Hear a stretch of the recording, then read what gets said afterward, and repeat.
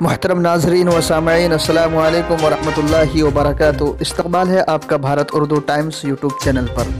اس وقت کی سب سے بڑی خبر سامنے نکل کر آ رہی ہے، آپ سے گزارش ہے مکمل ویڈیو سماعت فرمائیں۔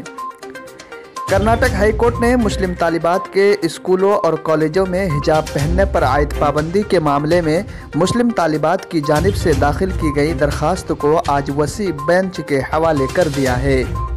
کل اس معاملے پر حکومت کرناٹک کے ایڈوکیٹ جنرل اور مسلم طالبہ کے سینئر ایڈوکیٹ دیوادت کامت کے درمیان عدالت کے سامنے بحث و مباحثے کے بعد معزز جسٹس کرناٹک ہائی کورٹ اس معاملے کی سماعت آج تک کے لیے ملتوی کی تھی۔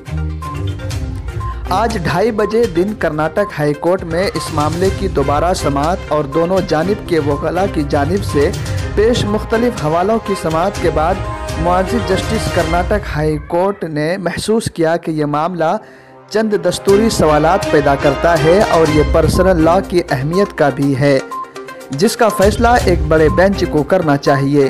اس لیے اس معاملے کو وسیع بینچ کے سامنے پیش کرنا ضروری ہے۔ جسٹس نے رجسٹرار کو ہدایت دی کہ اس معاملے سے متعلق درخواستوں میں عجلت کی استدعا کو مد نظر رکھتے ہوئے غور کرنے کے لیے فوری طور پر چیف جسٹس آف انڈیا کے روبرو پیش کریں تاکہ وہ اس معاملے کی سماعت کے لیے وسیع بینچ کا تقرر عمل میں لائے۔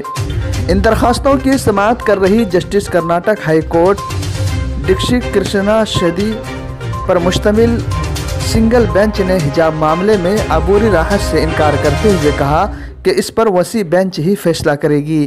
اس معاملے میں عدالت کے سامنے سوال یہ ہے کہ کیا حجاب پہننا اسلام کے ضروری مذہبی عمل کا حصہ ہے اور کیا اس میں ریاست مداخلت شامل ہے؟ جی ہاں دوستو، یہ ایک بہت بڑی خبر سامنے نکل کر آ رہی ہے کہ کرناٹک ہائی کورٹ نے فیصلہ نہ سناتے ہوئے اسے اب سپریم کورٹ کے حوالے کر دیا ہے۔